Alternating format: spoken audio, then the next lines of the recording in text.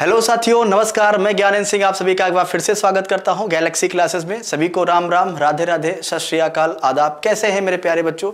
भाई सभी लोग फटाफट लाइव आ जाएंगे सेशन में। जैसा कि आप सब लोग जानते हैं कि आज का जो हमारा सेशन होना है, इस पर हम सभी लोग बात करने वाले हैं गवर्नर जनरल्स के बारे में। सभी लोग जानते हैं इस बात को कि गवर्नर जनरल्स का जो हमारा टॉपिक है ये हमारा चल रहा है, और इसके पहले हम लोगों ने जो क्लासेस किया है इस पर हम सब लोगों ने मैसूर रियासत के बारे में पढ़ा, और इसके पहले हम लोगों ने पंजाब रियासत के बारे में पढ़ा। ठीक है ना?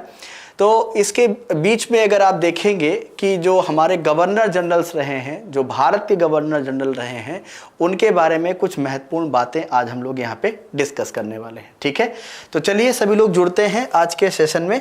और आज का सेशन जो होने वाला है वो होने वाला है भारत के गवर्नर जनरल। देखिए, पहली बात तो क्या है, अभी तक हम पढ़ रहे थे बंगाल के गवर्नर जनरल, और आज जो हम पढ़ेंगे इसमें हम क्या पढ़ेंगे, भारत के गवर्नर जनरल। ठीक है, तो क्या हो जाएगा, भारत के गवर्नर जनरल। ठीक है, जो कि बहुत ही महत्वपूर्ण टॉपिक यहाँ पे आपके सामने चलने वाला है। ठीक है, तो भारत के गवर्नर जनरल टॉपिक पे हम लोग डिस्कस करेंगे। और जो ये डिस्कशन हमारा हो रहा है इस पे जो है, पहली बात तो हम एक चीज़ ये कहना चाहेंगे कि 1833 में 33 चार्टर एक्ट आता है ना? कौन सा एक्ट आता है? Charter act.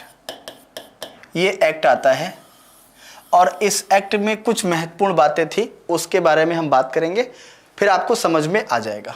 पहला पॉइंट जो आता है इस अधिनियम का, वो पहला पॉइंट क्या है, बंगाल का गवर्नर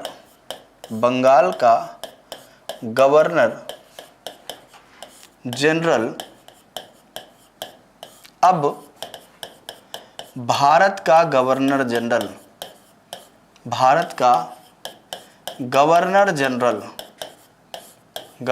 जनरल बन जाएगा, या कहा जाएगा, या माना जाएगा। ठीक है,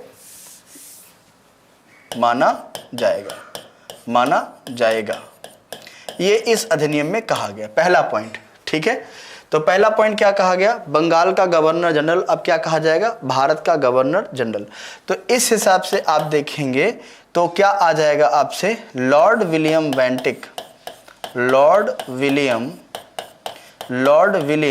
वेंटिक। सबसे पहला नाम यहाँ पे क्या आ गया, लॉर्ड विलियम वेंटिक। ठीक है, ये जो रहे हैं बच्चों, ध्यान रखना, 1828, ध्यान रखेंगे, 1828 से लेके 1835 तक ये जो रहे हैं, ये इन्होंने गवर्नर ये रहे हैं। तो लॉर्ड विलियम बेंटिक के बारे में क्या आ जाएगा, बंगाल के अंतिम गवर्नर जनरल। ध्यान रखना, बंगाल के अंतिम गवर्नर जनरल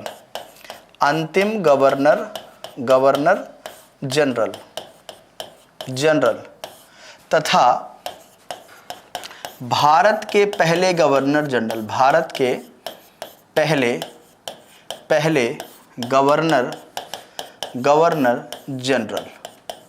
यहां तक आप सबको बात क्लियर हो गई होगी? बिल्कुल क्लियर हो गई होगी, है ना? कोई समस्या नहीं होगी आप सबको। ठीक है, तो बंगाल के अंतिम गवर्नर जनरल तथा भारत के पहले गवर्नर जनरल, ये कौन हो जाते हैं, लॉर्ड विलियम बेंटिक। ठीक है, क्योंकि इस अधिनियम के द्वारा, तो इस अधिनियम में ये एक बात कही गई थी, ये एक बात आपको समझ में आ गई। अब दूसरी बात मैं आपको यहाँ पे बताने चल रहा हूँ। दूसरा पॉइंट क्या था, चीन और चाय पर चीन के साथ व्यापार। ध्यान रखना, चीन के साथ चाय के व्यापार पर एकाधिकार समाप्त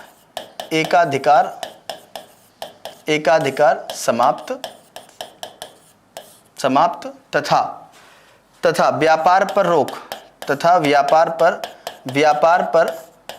कंपनी का रोक। ध्यान रखना, व्यापार पर कंपनी का रोक।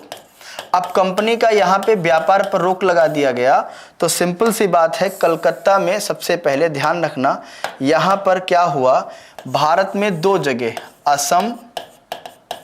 असम तथा बंगाल, है ना, असम तथा बंगाल में क्या हुआ, चाय की खेती, ध्यान रखना, चाय की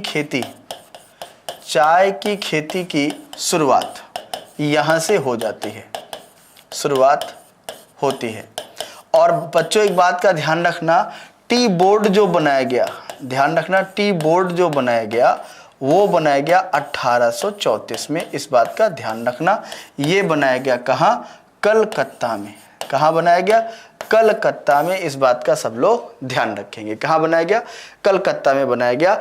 और आप सभी लोग जानते हैं कि बंगाल में जो जगह है सबसे ज़्यादा फेमस चाय के लिए वो है दार्जिलिंग, ठीक है, तो दार्जिलिंग चाय के लिए। तो ये दो महत्वपूर्ण बातें आप ध्यान रखना। 1833 में बंगाल के गवर्नर को भारत का गवर्नर बनाया गया। चीन के साथ जो चाय के व्यापार चल रहे थे 1813 चार्टर एक्ट के तहत, उस पे भी इन्होंने क्या किया, रोक लगा दिया, ठीक है, और एकाधिकार क्या हो गया, यहाँ पे समाप्त हो गया, ये बात हो जाती है। अब लॉर्ड विलियम बेंटिक के समय की जो महत्वपूर्ण घटनाएं हैं उस पे हम लोग डिस्कस कर लेते हैं। सबसे पहले 1828 में राजा राम मोहन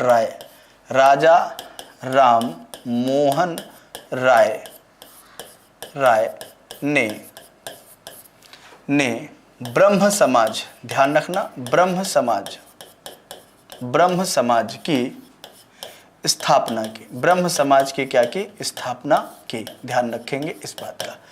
हालांकि जब मैं तमाम आपको सोशल रिफॉर्म्स पढ़ाऊंगा, है ना, सोशल रिफॉर्म, एजुकेशनल रिफॉर्म्स में आपको पढ़ाऊंगा, तो एक लाइन से आपको पढ़ाऊंगा कि प्रार्थना समाज हो गया, वेद समाज हो गया, है ना, आर्य समाज हो गया, ब्रह्म समाज हो गया, ये क्या थे, इन सब के बारे में आपको लिखाऊंगा, ठीक है, पढ़ाऊंगा भी। तो पहला पॉइंट तो ये हो जाता है कि 1828 में राजा राम मोहन राय ने ब्रह्म समाज की स्थापना की, ठीक। अब यहाँ पर एक जो विलियम बेंटिक के समय की जो सबसे बड़ी उपलब्धि थी वो ये थी क्या, 1829 में धारा 17 के तहत, धारा 17 के तहत 1829 में धारा 17 के तहत सती प्रथा पर प्रतिबंध लगाया। अब सती प्रथा पर प्रतिबंध लगाने में दो लोगों की महत्वपूर्ण भूमिका रही है। महत्वपूर्ण भूमिका किसकी रही है, महत्वपूर्ण भूमिका किसकी रही है, दो लोगों की रही है। एक तो आपके कौन आ जाते हैं, राजा राम मोहन राय हो जाते हैं, राजा राम मोहन राय हो जाते हैं, और दूसरे आपके हो जाते हैं जिनका नाम है लॉर्ड विलियम वेंटिक। इनका महत्वपूर्ण योगदान हो जाता है, लॉर्ड विलियम वेंटिक, ठीक है भैया, इनका महत्वपूर्ण योगदान हो जाता है। अब अगर मैं बात करूं सती प्रथा पर रोक की, अगर मैं यहाँ पे बात करूं तो सती प्रथा पर रोक लगाने का कई लोगों ने प्रयास किया है। जैसे मैं आपको बोलूं सती प्रथा पर रोक लगाने का प्रयास कई लोगों ने किया है। मैं आपको बोलूं, यहाँ पे थोड़ा सा डिस्कशन करूं आप सभी से, तो एक नाम आप सबको आना चाहिए सती प्रथा पर रोक के लिए। सबसे पहला नाम आता है पुर्तगाली गवर्नर, ध्यान रखना,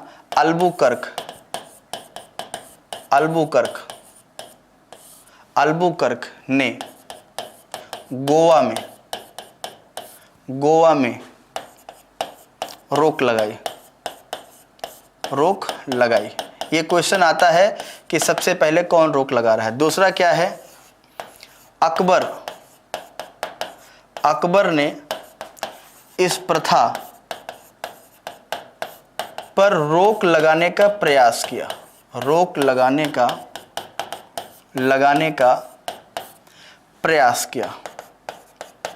प्रयास किया, ठीक है।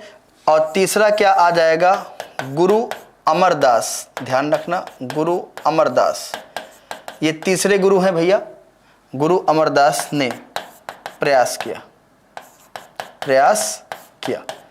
तो इतने लोगों ने क्या है, इस प्रथा को बंद करने का प्रयास किया, लेकिन अंततोगत्वा सफल 2 लोग हुए, एक पुर्तगाली गवर्नर अल्बुकर्क, जो इसने गोवा में जो इसका जो मेन सेंटर था वहां पर इसने रोक लगाया था, तो गोवा में इसने रोक लगाया। अब यहाँ पे आप देखेंगे सती प्रथा को भारत में पूरी तरह से बैन करने का जो काम हुआ 1829 में इन लोगों के द्वारा किया गया था। हालांकि अगर आपसे पूछा जाए कि सती प्रथा पर रोक लगाने के लिए और किन किन लोगों ने प्रयास किए हैं, तो ये नाम आपके सामने आ जाएंगे। ठीक है, समझ में आ रहा है? ओके।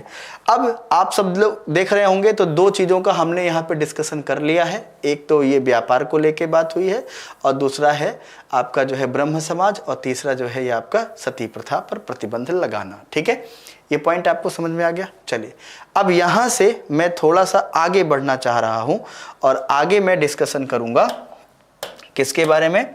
डिस्कशन करूँगा शिक्षा।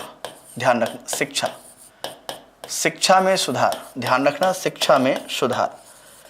अब शिक्षा में सुधार के लिए सबसे पहले यहाँ पे जो बात हुआ है वो पहले कौन आया है? Macaulay minute.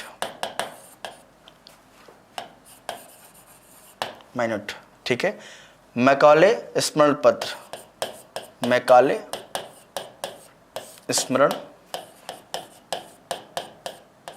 स्मरणार्थ। ठीक है, ये है। ठीक है भैया। अब यहां पर आप देखेंगे मैकॉले का जो आता है सिद्धांत, ये सिद्धांत जो आया है आप सबके लिए मैकॉले मिनट्स का, तो मैकॉले के बारे में अगर मैं यहाँ पे आप सभी लोगों से बोलूँ तो लॉर्ड मैकॉले के बारे में आपको बोलूँ अगर, तो लॉर्ड मैकॉले है कौन? पहली बात तो आप इसके बारे में जान लें। लॉर्ड मैकॉले जो है ये क्या है? लॉ ऑफिसर है, फर्स्ट लॉ ऑफिसर है, प्रथम विधि अधिकारी है, प्रथम विधि अधिकारी है, विधि अधिकारी है, अधिकारी है, अधिकारी है। ठीक है, मैकॉले ने क्या कहा था? भारत की शिक्षा किसी काम की नहीं। इसने क्या कहा? इसने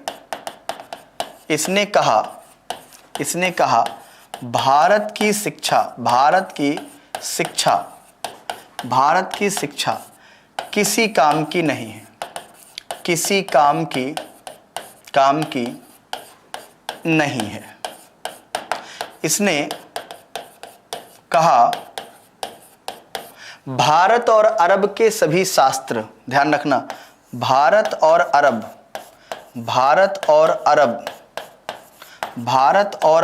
के सभी शास्त्र या ग्रंथ जिनको आप कहें, है ना, किताबें, सभी शास्त्र यूरोप के किसी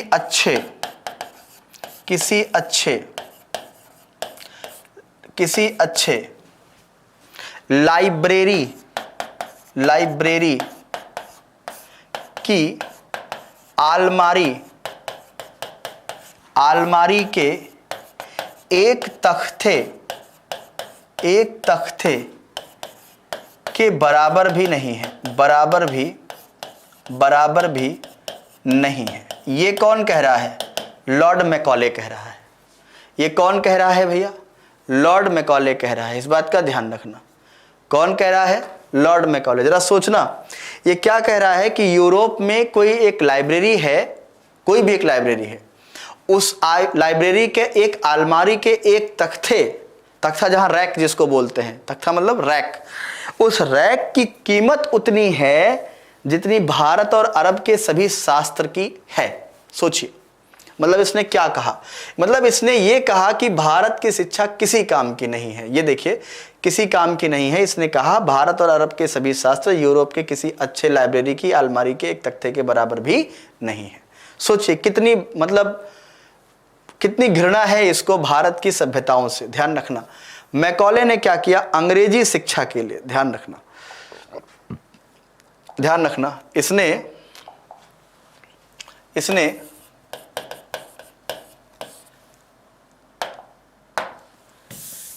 इसने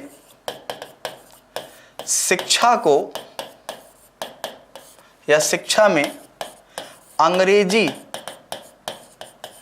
माध्यम यानी अंग्रेजी मीडियम, ध्यान रखना, अंग्रेजी माध्यम की शिक्षा को बढ़ावा दिया तथा उसके लिए अंग्रेजी शिक्षा को बढ़ावा दिया तथा उसके लिए मैकॉले मिनट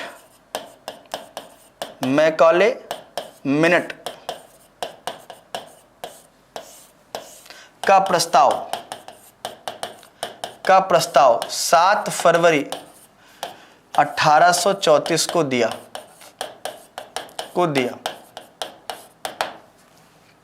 ठीक है, 2 फरवरी है, सॉरी 2 फरवरी 1834 को दिया। 7 मार्च 1834 को लॉर्ड विलियम बेंटिक, ध्यान रखना, लॉर्ड विलियम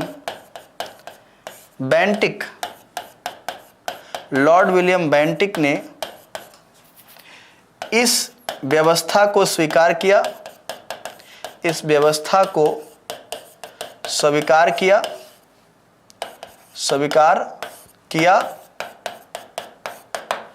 और ध्यान रखना, इस व्यवस्था को क्या किया, स्वीकार किया और 1 अप्रैल, ध्यान रखना बच्चों, 1 अप्रैल 1835 से इसे लागू कर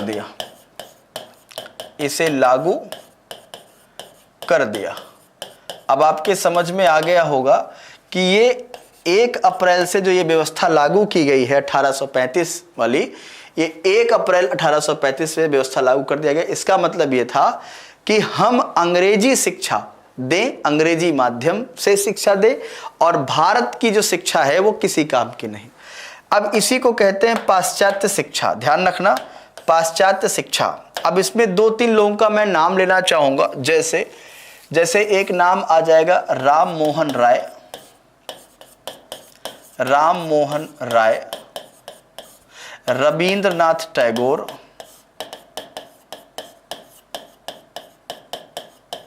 लालाजी मतलब लाला लाजपत राय। ये कुछ लोग ऐसे हैं जो पश्चिम शिक्षा या वेस्टर्न शिक्षा से सहमत थे, ठीक है ना, हाँ, वेस्टर्न एडुकेशन से सहमत थे। अच्छा, ये सहमत क्यों थे, वेस्टर्न एजुकेशन से सहमत क्यों थे? क्योंकि इनका सहमत होना भी जरूरी था, सही भी था, क्योंकि वेस्टर्न एजुकेशन एक ऐसा एजुकेशन था जो कई सारे देशों में बोला जाता था। अंग्रेजी जो है वो कई सारे देशों में बोला जाता था।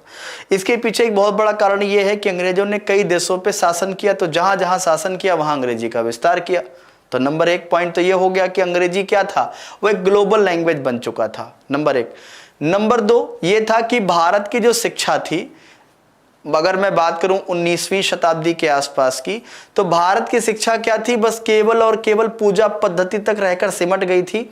या यूं कहें कि भारत की जो शिक्षा थी वो बस केवल जीवन यापन करने के लिए थी, कोई नया इन्वेंट करने या नई खोज करने या कोई नई चीज़ के बारे में सोचने पर कोई शिक्षा नहीं दी जाती थी। ना तो कोई स्कूल कॉलेज थे जो इनोवेशंस की बात करें, थॉट्स की बात करें, है ना, या फिर रॉकेट साइंस की बात करें, कोई बात नहीं। बस हमारे यहाँ जो शिक्षा होती थी कि भाई शिक्षा ले लो, आप कथा सुनाइए, आप उससे अपना जीवन यापन चलाइए, आप शिक्षा ले लो, आप व्यापार कर लो, आप ये कर लो। मतलब ऐसा कोई ढंग का एजुकेशन नहीं था जिससे हम ग्लोबली लोगों से जुड़ सकें या कोई नई चीज़ को इन्वेंट कर सकें या कोई नई चीज़ को जो है हम डिस्कवर कर सकें। तो मतलब आप अंदाजा लगा लें कि भारत की एजुकेशन वाकई में 18th और 19th सेंचुरी में पूरी तरीके से जीवन यापन के ऊपर डिपेंडेंट हो चुकी थी। अच्छा, इसके पीछे रीजन क्या था? भारत में पिछले 1000 साल से कोई स्कूल नहीं बने थे सिवाय स्कूल तोड़े जाने के। मतलब आप देखें, स्कूल कोई नहीं बन रहे हैं, स्कूल तोड़े जा रहे हैं, चाहे वो नालंदा हो, चाहे वो विक्रमशिला हो, चाहे वो बल्लभी हो, चाहे उज्जैन हो, चाहे वो तक्षशिला हो, सारे स्कूल कॉलेज तोड़े गए। क्यों? क्योंकि मिडवल हिस्ट्री में हमारे देश में जो तमाम विदेशी आक्रमण होते हैं, तुर्की से, अरब से, ईरान से, इराक से, इन लोगों को एजुकेशन से उतना लगाव नहीं था। अगर था भी एजुकेशन से तो वो धार्मिक, मतलब जैसे हमारे देश में पहले गुरुकुल में शिक्षाएं दी जाती थी, ठीक वैसे उनका भी धार्मिक शिक्षा दी जाती थी, लेकिन थोड़ा सा दोनों में डिफरेंस है। भारतीय शिक्षाओं में विज्ञान भी होता था, जबकि वहाँ की जो शिक्षाएं होती थी वो टोटली धर्म पे ही बेस्ड हुआ करती थी। फिलहाल भारत में इन लोगों ने क्या किया, वेस्टर्न एजुकेशन में अपनी सहमति दिखाई। राजा राम मोहन राय ने तो यहाँ तक कहा था अंग्रेजों से कि भैया एक काम करना, भारत की जो एजुकेशन व्यवस्था है वो कुछ इस तरह से करना कि लोग शिक्षा केवल जीवन यापन करने के लिए ना करें, शिक्षा ऐसी होनी चाहिए जिससे देश के विकास में या अपने समाज के विकास में उसका कोई कंट्रीब्यूशन हो सके। तो इस तरीके से आप देख सकते हैं कुछ महान शख्सियत थे जो इस विदेशी शिक्षा के लिए सहमत थे, लेकिन कुछ ऐसे भी थे जो सहमत नहीं थे, जिनमें आप देखेंगे नाम आपके सामने आ जाएगा, जैसे मूल शंकर जिनको आप सब कहते हैं। मूल शंकर बोले तो स्वामी दयानंद सरस्वती आप देखेंगे, विवेकानंद को आप देखेंगे, ये तमाम ऐसे और भी महान शख्सियत रहे हैं जिनका ये मानना था। गांधी जी के नाम तो बोल रहे थे, देखिए गांधी जी भी जो है वो पाश्चात्य शिक्षा के बहुत पक्षधर नहीं थे, वो ये चाहते थे कि भारत की शिक्षा भारत के ही लोकल लैंग्वेजेस में दी जाए। और एक बात का ध्यान रखना, जितने भी अंग्रेज आए उनका सबका नहीं मानना था कि हम शिक्षा अंग्रेजी में देंगे तभी काम होगा, नहीं। कई ऐसे अंग्रेज थे जो ये चाहते थे कि भारत की शिक्षा भारत के ही लैंग्वेज में दी जाए। लेकिन अगर आप देखेंगे, जब मैं आपको पूरा एजुकेशन रिफॉर्म्स पढ़ाऊंगा ना, तो उसमें एक नाम मैं आपके सामने बताऊंगा, उसका नाम है चार्ल्स ग्रांट। दरअसल मैं थोड़ा सा बता ही देता हूं आपको जब मैं बता रहा हूं। देखिए सुनो, हमारे देश में जब अंग्रेज आए, शुरू में बक्सर प्लासी जीतने के बाद उनको ये महसूस हुआ कि अगर हमें हिंदुस्तान में लंबे समय तक रहना है, शासन करना है, तो हमें भारत के लोगों को ही ट्रेंड करके अपने अंडर में रखना पड़ेगा। और इसके लिए बहुत जरूरी है कि इनको अपनी लैंग्वेज हम सिखाएं, क्योंकि इनकी लैंग्वेज में हम ज़्यादा काम तो नहीं कर पाएंगे। इसलिए उन्होंने क्या किया, चार्ल्स ग्रांट ने क्या किया, अंग्रेजी शिक्षा का जाल बनाना शुरू कर दिया कि कैसे कैसे हम अंग्रेजी बताएं, सिखाएं। उसी में ही मैकॉले साहब आ जाते हैं। मैकॉले साहब आते हैं तो पहला सिद्धांत तो इनका क्या रहता है कि जो प्राइमरी एजुकेशन है उसको पहला काम तो क्या करो, उनको ABCD सिखाना शुरू कर दो। यानी प्राथमिक शिक्षा किस माध्यम में दिया जाए, अंग्रेजी माध्यम में दिया जाए। यानी 1 से लेके 5 तक के जो बच्चे हैं वो अंग्रेजी भी पढ़ें। A for Apple, B for ball, ठीक है। ये वहीं से ये परंपरा स्टार्ट हो जाती है। बाद में मैकॉले का एक कमीशन और आता है, लेकिन वो लॉर्ड ऑकलैंड की ही थॉट थी। वो क्या थी वो आगे मैं आपको बताऊंगा, है ना। लेकिन अभी फिलहाल आप ये देख सकते हैं इसको लागू कर दिया गया। अब हालांकि राजा राम मोहन राय और इन सब के बारे में मैं आगे डिस्कस करूंगा आपसे, बिल्कुल टेंशन मत लीजिएगा, ठीक है। तो एक चीज तो ये हो जाता है, ठीक है। तो लगभग लॉर्ड विलियम बेंटिक के समय की जो घटनाएं थी बड़ी बड़ी, वो मैंने आप सबसे बात कर ली है। अब मैं आपको बता दूं कि लॉर्ड विलियम बेंटिक के समय के बाद एक और आते हैं जिनको बोलते हैं चार्ल्स मेटकॉफ। ध्यान रखना, चार्ल्स मेटकॉफ जो है वो बनते हैं गवर्नर। तो चार्ल्स मेटकॉफ, ये चार्ल्स मेटकॉफ अगले गवर्नर जनरल बनते हैं। ये 1 साल के लिए हैं और 1835 से लेकर 1836 तक।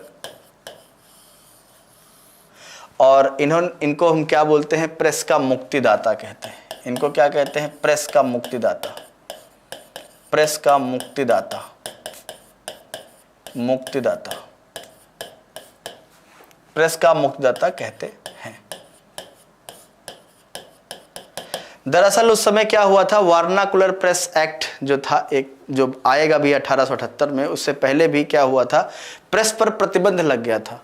भारतीयों के जो प्रेस होते थे उस पर प्रतिबंध लगा दिए गए थे कि आप जो है कोई भी प्रकार का अखबार रिलीज नहीं करेंगे, और अगर रिलीज करते हैं तो पहले इसे ब्रिटिश अधिकारियों से अनुमति लेनी पड़ेगी। और एक बात का ध्यान है, जो अखबार आप निकाल रहे हैं उसमें क्या क्या लिखा है, कौन सी चीज़ें लिखी हैं, पहले उसको जो है ब्रिटिश गवर्नमेंट अप्रूव करेगी, तब आप उसको पब्लिश करेंगे। अब आप ज़रा सोचो, हमें कोई अखबार आज के डेट में पब्लिश करनी है, ठीक है, आज 14 तारीख, आज हमें क्या है, पब्लिश करनी है, ठीक है। अब पता चला कि वो अखबार पब्लिश होने से पहले अंग्रेजों के पास गया वेरीफाई होने के लिए, 2 दिन बाद वेरीफाई होकर के वो आएगा, तो फिर हम जो खबर छापेंगे वो खबर तो पुरानी हो जाएगी ना, बोलो हाँ है ना। तो उनका अखबार कोई पढ़ेगा, अपने आप वो अखबार बिकना बंद हो जाएगा, और यही अंग्रेज चाहते थे। ठीक है, तो प्रेस का मुक्तिदाता इनको कहते हैं। 1 साल के लिए आते हैं, और आपने इनको रणजीत सिंह के साथ समझौते में भी देखा होगा, चार्ल्स मेटकॉफ के। ठीक है, और इनका इतिहास जो रहा है वो इंपॉर्टेंट रहा इतिहास। ठीक है, चलिए अब मैं थोड़ा सा डिस्कशन आगे कर लेता हूं। आगे का डिस्कशन जो हमारा है बेटा, अगले जो हमारे वायसराय हैं उनका नाम है लॉर्ड ऑकलैंड।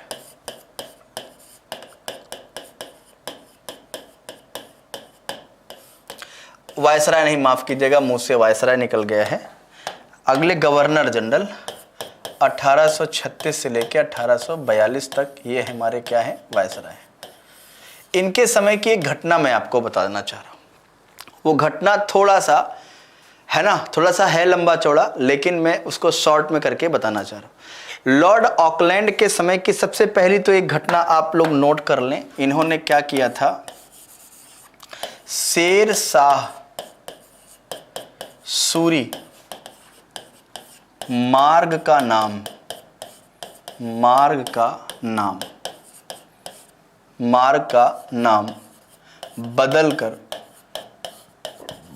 बदल कर जीटी रोड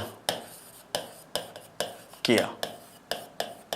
पहला पॉइंट तो ये हो जाता है, क्या नाम किया भैया, जीटी रोड किया। ठीक है, एक तो पॉइंट ये हो जाता है। दूसरा, इन्हीं के समय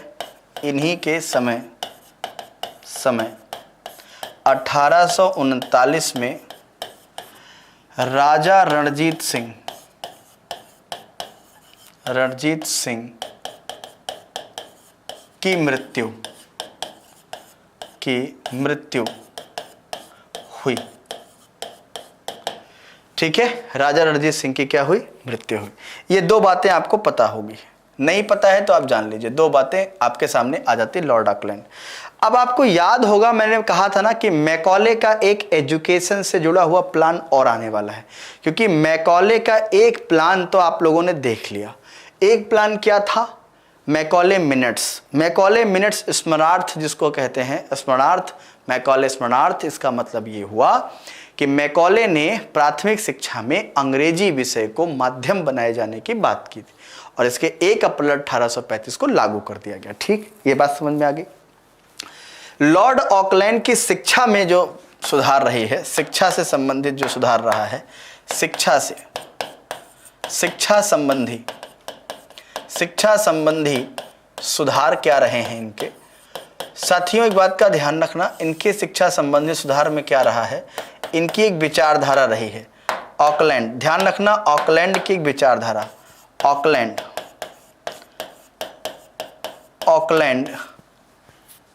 ने शिक्षा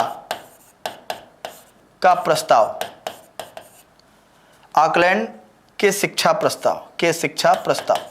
अब ऑकलैंड के शिक्षा प्रस्ताव को आप क्या कहेंगे, ध्यान रखना, इसको कहते हैं निस्यंदन सिद्धांत,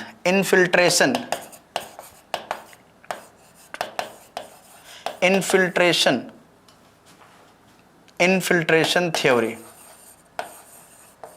ऑफ एडुकेशन। ध्यान रखना, शिक्षा का निस्यंदन सिद्धांत, ध्यान रखना, शिक्षा का निस्यंदन सिद्धांत, ध्यान रखना, ये बहुत इंपॉर्टेंट आपको बता रहा हूं। शिक्षा का निस्यंदन सिद्धांत जो है, ये सिद्धांत जनरली जुड़ा हुआ है किससे, ऑकलैंड से। ध्यान रखना, ये सिद्धांत दिया किसने था, ऑकलैंड ने। इस सिद्धांत का समर्थन, ये वेरी इंपॉर्टेंट पॉइंट, हैशटैग इस सिद्धांत का समर्थन, ध्यान रखना, इस सिद्धांत का समर्थन लॉर्ड मैकॉले ने किया। लॉर्ड मैकॉले ने किया तथा इसे लागू कराने में, लागू कराने में ध्यान रखना, लागू कराने में, कराने में, लागू कराने में, लागू कराने में महत्वपूर्ण, ध्यान रखना, महत्वपूर्ण भूमिका निभाई, महत्वपूर्ण भूमिका निभाई, ध्यान रखना, यहाँ पे महत्वपूर्ण भूमिका निभाई, ध्यान रखना। इसलिए इसे मैकॉले का ही, इसलिए इसे, ध्यान रखना, जबकि ये सिद्धांत दे कौन रहा है, ऑकलैंड दे रहे हैं, इसलिए इसे मैकॉले का सिद्धांत भी कहा गया,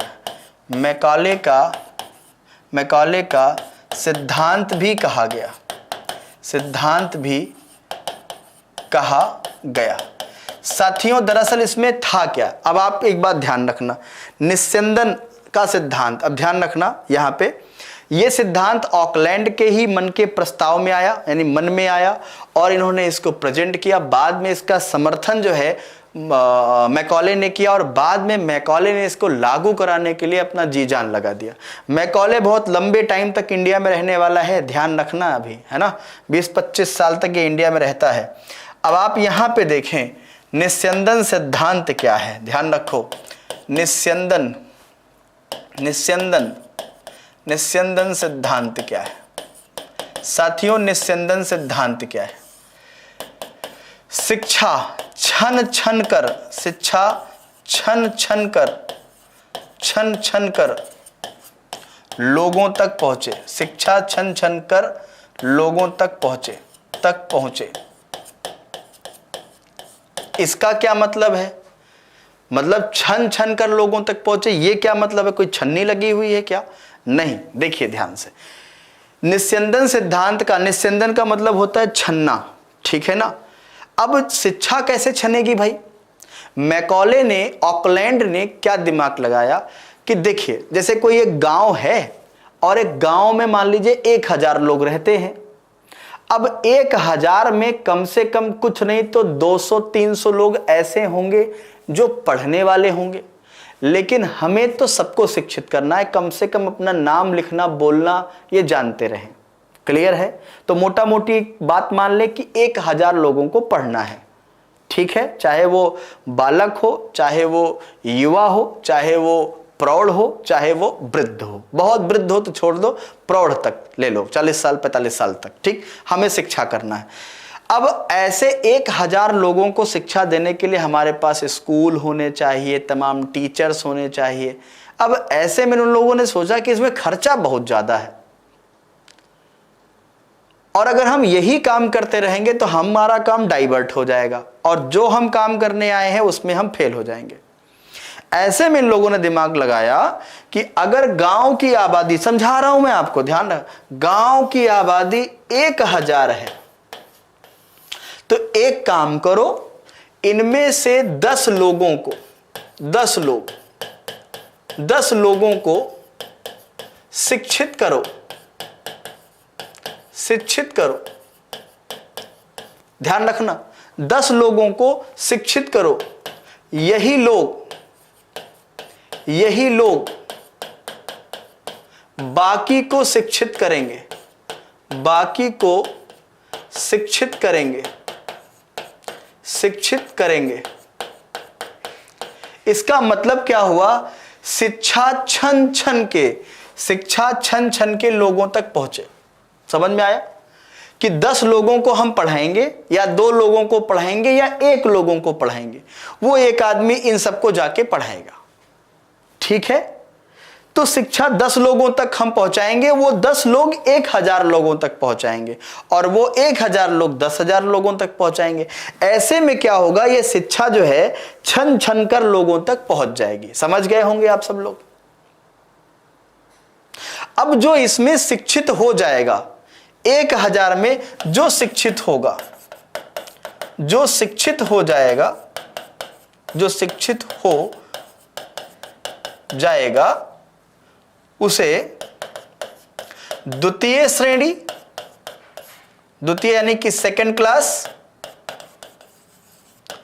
या फिर थर्ड क्लास, तृतीय श्रेणी क्लर्कियल लेवल, की जॉब दी जाएगी।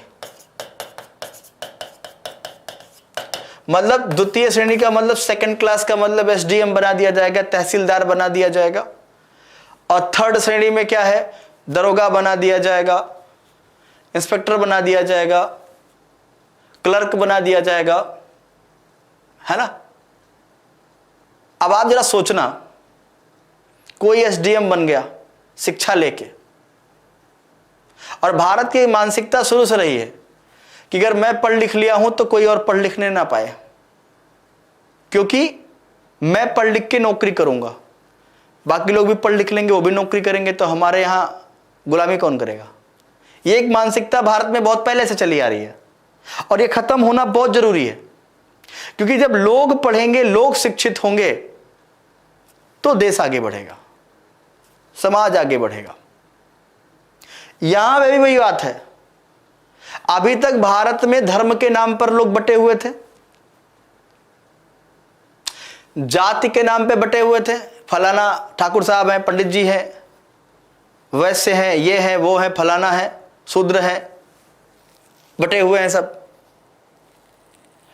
अब एक डिस्क्रिमिनेशन और हो गया, और डिस्क्रिमिनेशन क्या था, शिक्षा का। अभी तक धर्म का भेदभाव था, जात का भेदभाव था, अब शिक्षा का भेदभाव हो गया। शिक्षा का भेदभाव आप लोग अगर महसूस करिए, गांव घर में जो आदमी बहुत पढ़ा लिखा होता है उसका थोड़ा बहुत सम्मान होता है, जो आदमी बहुत पैसा कमाता है उसका बहुत सम्मान होता है, जो आदमी पढ़ लिख कर आईएएस आईपीएस बन जाता है उसका बड़ा सम्मान हो जाता है। क्यों, भेदभाव हुआ कि नहीं हुआ। और वो भेदभाव घर से ही शुरू होता है कि कोई ज़्यादा पढ़ लिख लिया ज़्यादा सम्मान, कम पढ़ लिख लिया अरे बेकार आदमी है, जाओ गोबर उठाओ, जाओ भैंस को चारा खिलाओ। ठीक है, एक काम करो, समझ गए ना मेरी बात को। तो शिक्षा छन छन तक लोगों तक पहुंचेगी, लेकिन यह सिद्धांत आपको क्या लगता है सफल हो गया होगा। भारत में जिंदगी में सफल नहीं हो सकता है भाई साहब। एक जैन धर्म के बहुत पहुंचे हुए संत थे, शायद अभी उनकी डेथ हो चुकी, तरुण महाराज, वो कहा करते थे कि भारत एक ऐसा देश है भाई साहब, कोई भी बिजनेस करोगे तो आप सफल होगे, कोई भी बिजनेस करोगे तो आप सफल होगे। वो कहते हैं ना कि आप सांप बेचने भी निकलोगे तो लोग ये सोच के खरीद लेंगे कि चलो पड़ोसी के यहां छोड़ देंगे। ठीक है, तो यहां पे आपको क्या लगता है, ये फिल्मों में दिखाते हैं कि भाई तू पढ़ लिख लिया ना तो अपने समाज का बड़ा नाम हो जाएगा। वो देखा ना, वीर मूवी देखा आप लोगों ने, सलमान खान गया था कहां पढ़ने के लिए, इंग्लैंड पढ़ने के लिए गया था, पढ़ लिख के आया तो उसके खानदान कम्युनिटी के लोग, तमाम लोग क्या थे, खुश थे कि अपनी कम्युनिटी का एक आदमी इंग्लैंड पढ़ के आ रहा है, गोरों के बीच में रह करके गोरों की तरकीब सीख के आया है, राजनीति सीख के आया है, एजुकेशन सीख के आया है, ये हेल्प करेगा। और हेल्प किया वो, लेकिन मूवी में हेल्प किया। असल जिंदगी में क्या होता, भाई मैं विदेश से आया हूं, वो व्यक्ति जो विदेश से सीख के आया है भारतीय ही है, लेकिन उसको लौट के आने के बाद भारत में बदबू, पसीना, गंदगी दिखाई पड़ती, क्योंकि उसका ब्रेन उस तरीके से वॉश कर दिया जाता था। साथियों, यह सिद्धांत बहुत अच्छा था। भारत के लोग जरा सा भी सिंसियर होते तो एक आदमी को भेज के बोलते कि जा भाई तू सीख ले, और सीख क्या हमको भी सिखा दे। आप मुझे बताइए, हिंदुस्तान सोशलिस्ट रिपब्लिकन एसोसिएशन क्यों बनाई गई, हिंदुस्तान रिपब्लिकन एसोसिएशन क्यों बनाई गई, आपको याद है? 1924 में सचिंद्र सन्याल, बरिंद्र कुमार घोष जैसे बड़े बड़े नेता, चंद्रशेखर आजाद जैसे बड़े बड़े नेता लोगों ने क्या किया था, हिंदुस्तान रिपब्लिकन एसोसिएशन का गठन 1924 में कानपुर में किया था। क्यों किया था? काकोरी को लूटने के लिए, काकोरी ट्रेन लूटने के लिए। ट्रेन क्यों लूट रहे थे? क्योंकि हमारे बीच से कोई एक दो बंदा फ्रांस और जर्मनी जाएगा, बंदूक और बारूद और बम बनाना सीख के आएगा। जब वो सीख के आएगा तो हम सबको सिखाएगा। ये भावना अगर रही होती बाकी लोगों के अंदर हमारे हिंदुस्तान में, तो हमारा हिंदुस्तान आज यहां नहीं पता नहीं और कितनी तरक्की कर चुका होता। लेकिन हमारे देश की जो मानसिकता है वो बहुत बहुत बहुत रूढ़वादी मानसिकता है। उस मानसिकता से हमें बाहर आना होगा। हमें सबके हित के बारे में सोचना होगा। जब तक हम अपने हित के लिए लड़ते रहेंगे, अपने ही हित के बारे में सोचते रहेंगे, हमारा कल्याण कभी नहीं हो सकता है। एक बात का ध्यान रखना, निष्ठा बड़ी महत्वपूर्ण चीज है। अगर आप कोई भी काम निष्ठा से करेंगे, ईमानदारी जिसको कहते हैं, ईमानदारी से करेंगे, जिसमें छल कपट नहीं होगा, ब्रह्मांड की कोई ताकत आपको आगे बढ़ने से नहीं रोक सकती है। परिस्थितियां विपरीत होंगी, समस्याएं जरूर आएंगी। एक बात का ध्यान रखना, समस्याएं उसी व्यक्ति के जीवन में ज्यादातर आती हैं जिसको ईश्वर चाहता है कि नहीं और ये आगे बढ़े, और ये आगे बढ़े, और ये आगे बढ़े। सिंपल सी बात है, अगर आप किसी कंपनी को लीड कर रहे हैं तो आप सबसे इंपॉर्टेंट टास्क किसको देंगे? अपने बेस्ट एम्प्लॉय को देंगे कि हाँ ये अच्छा काम करेगा। लेकिन अब वो भी इस भरोसे बैठ जाए कि सारा काम मैं ही करूं, तब उसका ग्रोथ जिंदगी में नहीं हो सकता है। ध्यान रखना, ईमानदारी, ईमानदारी बड़ी इंपॉर्टेंट चीज है। यहां ईमानदारी दिखाई होती तो आज हम कहां से कहां होते, लेकिन नहीं, हमारे तो शास्त्र हमसे छीन लिए गए। अरे छीन नहीं लिए जाते तो आज जो तुम तरक्की कर रहे हो थोड़ा बहुत, वो भी नहीं होता। मैं मानता हूं शास्त्रों में सब कुछ लिखा है, लेकिन किया क्या पढ़ के आपने? हमारे शास्त्रों में बम बनाने की कला बहुत पहले से लिखी हुई है, परमाणु बम बनाने की कला बहुत पहले से लिखी हुई है। हमारे शास्त्रों में लिखा है पेड़ पौधे भी सांस लेते हैं। हमारे शास्त्रों में सब कुछ लिखा हुआ है, पूरे ब्रह्मांड, पूरे कायनात, हर एक चीज के बारे में लिखा है। लेकिन इन्वेंट हुआ क्या? इन्वेंट हुआ क्या? नहीं। हमसे जब कोई पूछता है कि भाई लैपटॉप किसने खोजा, विदेशी थे। रिमोट किसने बनाया, विदेशी थे। फैन किसने बनाया, विदेशी थे। एसी किसने बनाया, विदेशी थे। और जब हम कहते हैं कि ये सारी चीजें हमारे यहाँ ग्रंथों में भी हैं, तो भाई हमारे ग्रंथों में है, लेकिन हमने किया क्या? होने से क्या होता है? ब्रेन तो सबके पास है, यूज किया क्या? Total unused brain. ठीक उसी तरीके से ये एजुकेशन है। मैं मैकॉले से बहुत नाराज हूं। मैं मैकॉले की तरफदारी नहीं कर रहा हूं, मैं बहुत नाराज हूं। उसने भारत और अरब के शास्त्रों की तुलना एक तख्ते से की है, लाइब्रेरी के अलमारी के।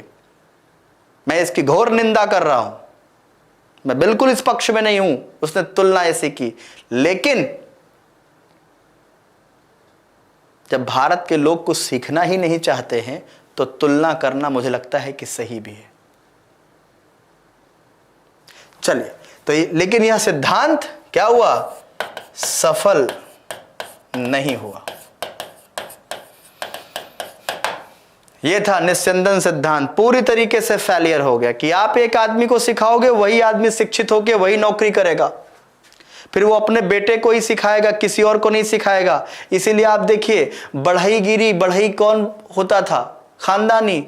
वो अपने बेटे को सिखाएगा, वो अपने बेटे को सिखाएगा, वो अपने बेटे को सिखाएगा। वैद्य लोग जो होते थे वो किसी को नहीं बताते थे कि भाई फला जड़ी बूटी खाने से तबीयत सही हो जाती थी ना, वो अपने बेटे को बताएंगे।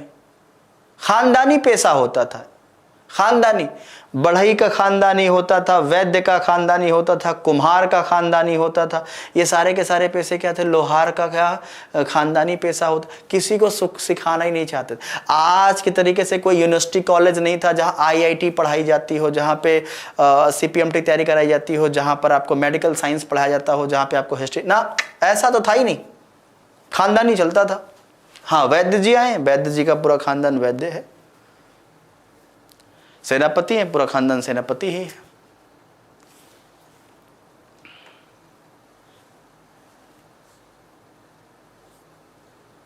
ठीक है। हाँ, तो इस तरीके से ये व्यवस्थाएं यहां पे चल रही हैं। चलिए, थोड़ा सा यहां पे मैं आगे डिस्कशन करूंगा लॉर्ड हार्डिंग के बारे में। लॉर्ड हार्डिंग, लॉर्ड हार्डिंग की बात कर लूं मैं। लॉर्ड हार्डिंग ने 1842 से लेकर 1848 तक ये क्या रहे हैं? गवर्नर जनरल रहे हैं भारत के। इनके समय सबसे पहले क्या हुआ, 1844-45 में, 1844-45 में रविवार की छुट्टी की शुरुआत होती है। रविवार, संडे, रविवार की छुट्टी की शुरुआत।